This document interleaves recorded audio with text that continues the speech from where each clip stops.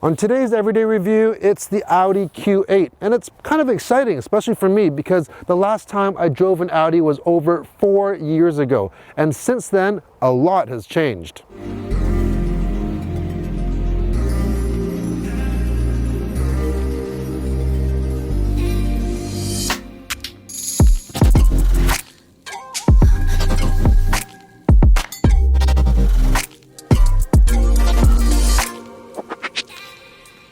Before we get started, I just want to give a big shout out to Portfolio by Open Road, who have graciously loaned us this Q8 for testing.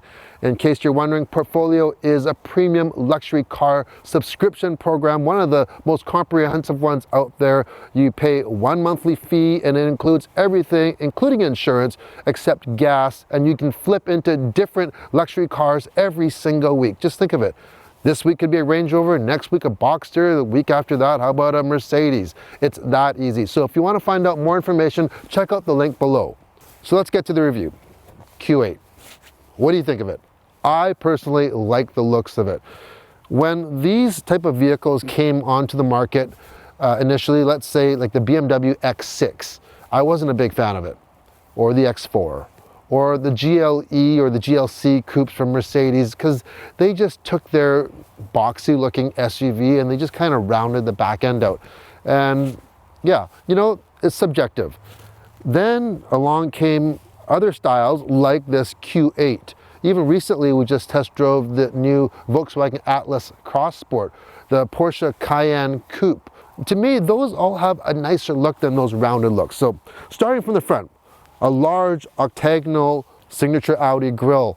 This has the S-Line appearance package. It's about $1,000. You get a different front and rear bumper and some other appearance items. Lights, well, you know, Audi kind of invented the cool daytime running lights, the LEDs, back in the day, and they've really upped their game on this Q8. You can see they're segmented bars now, and they go sequential when you turn the signals on.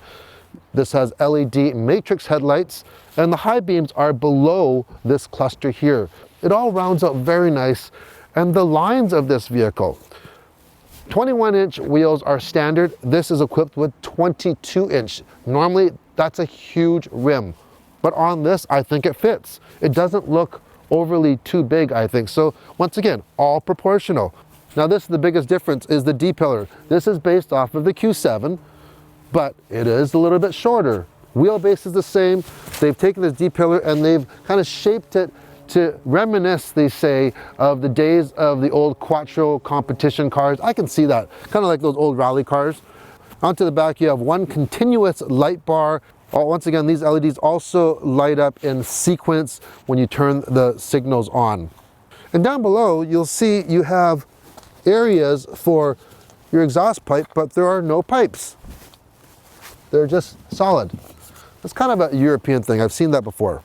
And since there is no third row in the Q8 compared to the Q7, and you have that sloped roof, you really don't compromise much when it comes to space still though. Check this out. Got our camera bag here and my travel trunk. This is not a small suitcase. Just to give you an idea how large and long it is. It'll fit in, zero issue, straight in, or we can go sideways as well. So plenty of room in the back here. Check it out. Soft closed doors. I don't know why I like soft closed doors so much. It's not like a huge deal, but I think it just adds another element of luxury. There's no slamming. It's just, you get a nice action when you open it as well. And just, it's gentle. Anyways, it's been a while, like I mentioned, since I've been in an Audi, and wow. They have really done a number. Let's not start it up. Just check it out. Listen to this.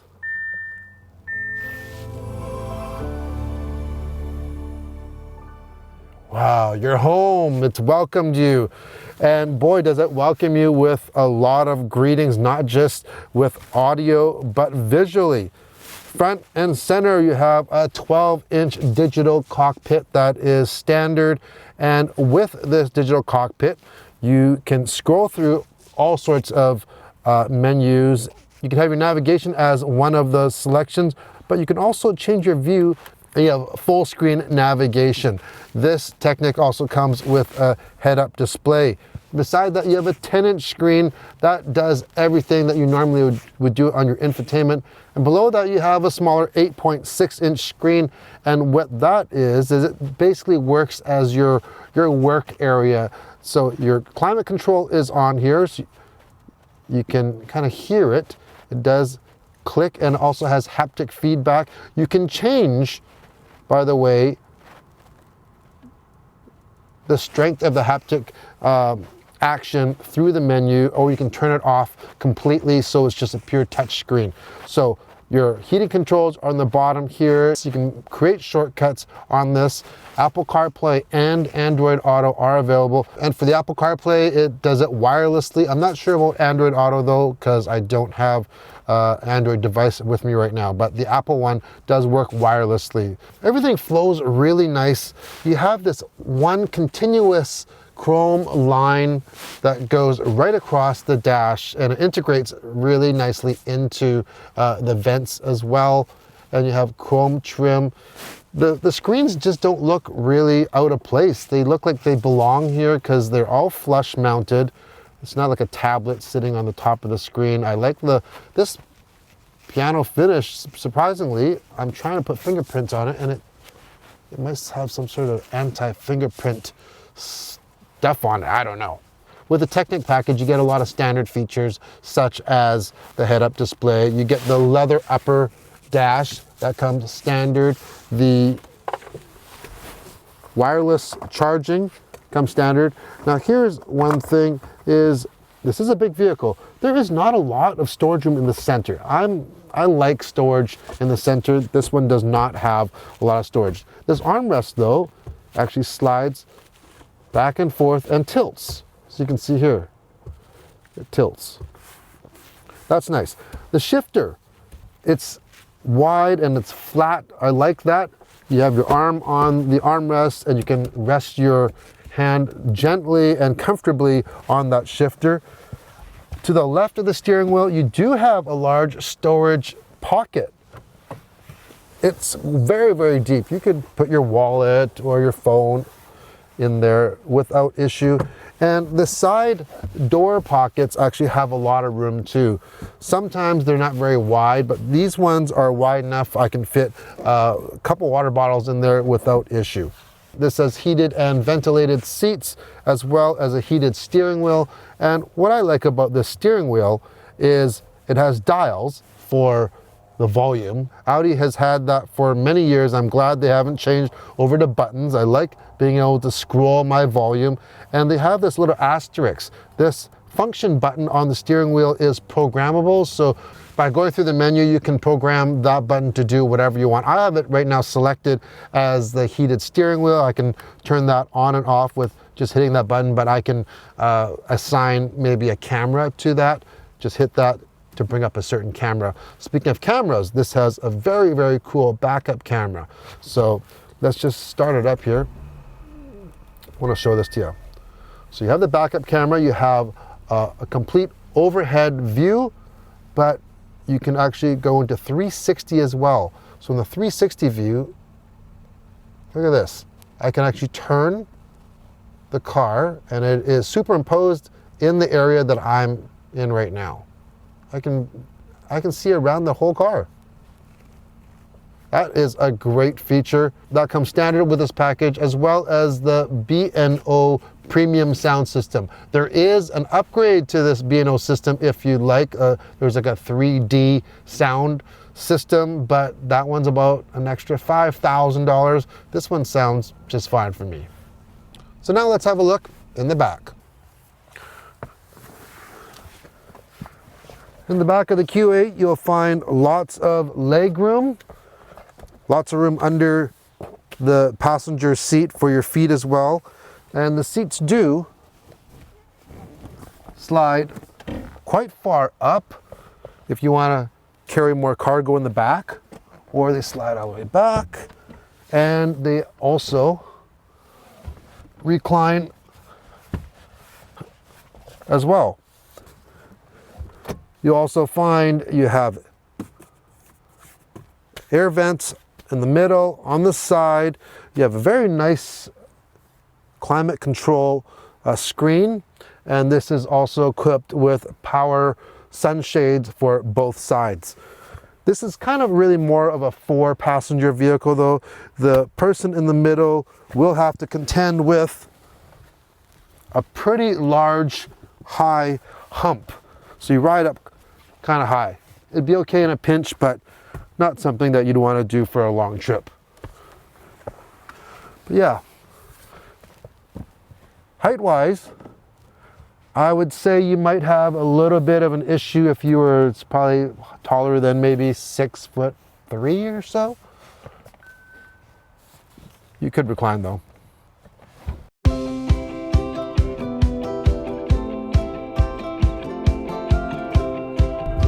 All right, we're on the road. We have 2 little visitors in the back. Say hi, everybody.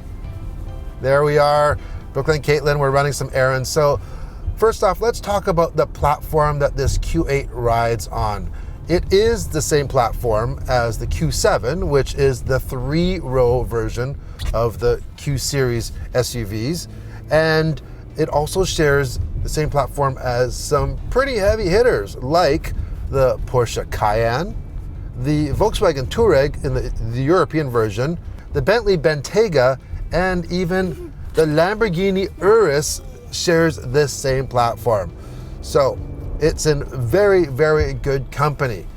The Q8 comes standard with a 3-liter turbocharged V6 engine, and it's the same engine that you would find in the Porsche Cayenne in the base model. It puts out 335 horsepower and 369 pound-feet of torque. That is matched to an 8-speed Tiptronic transmission.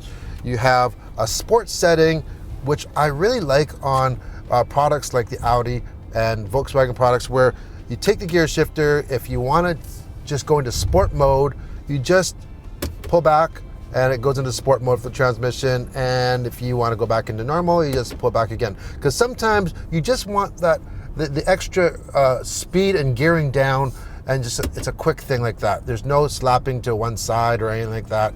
And also, if you do want to shift your own gears, you can use the paddle shifters on the steering wheel here. The Q8 has been out for a little while, so it's not brand spanking new. And I have read a few reviews on it prior to getting this, and some people complained that there was quite a bit of lag at a stop. And I have to say, I don't really notice it that much. If there's any, the gears shift up very quick. That's to save fuel. And let's see. There is a slight lag, but I don't think it's anything to really complain about. The engine has plenty of power and torque. We are going up a hill right now. The transmission seems to be selecting the gears very well. And the pickup is fairly quick. 0 to 60 is under 6 seconds. You know, this is a large vehicle. Now, if you need to tow anything, this is the best part. This will tow up to 7,700 pounds. That should handle anything you can throw at it for a vehicle this size, for sure. Let's just put our foot into it for a second. Yeah, I really don't find that there's a huge amount of lag at all. If you want even more response though, to minimize any type of delay, along with the sport setting for the transmission, you do have your drive select. So we can choose it here. We have automatic, which it selects for you. We have dynamic, which is essentially your sport mode. You have comfort, and you have off-road. Now, when you're in dynamic or individual, you can also adjust your suspension setup. This does come standard with adaptive dampers, but there is an option to go for the air suspension, and it's about $3,500, give or take. And if you go for that option, not only do you get the air suspension, you also get the rear wheel steering, and you can raise and lower the vehicle, and that's kind of handy for loading things in and out in the back, as well as if you go into the off-road setting, you can raise the vehicle up. This one is not equipped with it, but I find the adaptive suspension is very good. If you go into dynamic or the sportier setting, it is not rock hard, it's not bone jarring whatsoever. It just creates a more direct feel for your handling. One thing I'm surprised at is that this does have an electric parking brake, but it does not have a brake hold, which is where you would actually stop at a stop sign or stoplight and it'll just hold for you. You can take your foot off the brake and then it'll just release the hold when you put the accelerator on. It doesn't have that, which is kind of odd. The ride is fairly quiet and visibility is good. Out the back though, excuse me guys, out the back, the headrests do obstruct your vision. That is their dance class right there. Okay. Okay, let's put our foot into it. This has more than enough jam for everyday use for who's going to be the buyer for this vehicle, which would be if you're interested in like a Mercedes GLE, a BMW X5, for instance, Acura MDX, even though that's got a 3-row, but kind of about the same size. If this isn't enough performance for you, there are options. There is the SQ5, which has a twin turbo V8 engine. It puts out 500 horsepower, and the top of the line RS Q5, which is almost 600 horsepower. Just think of that one as a more subtle version of the Lamborghini Urus.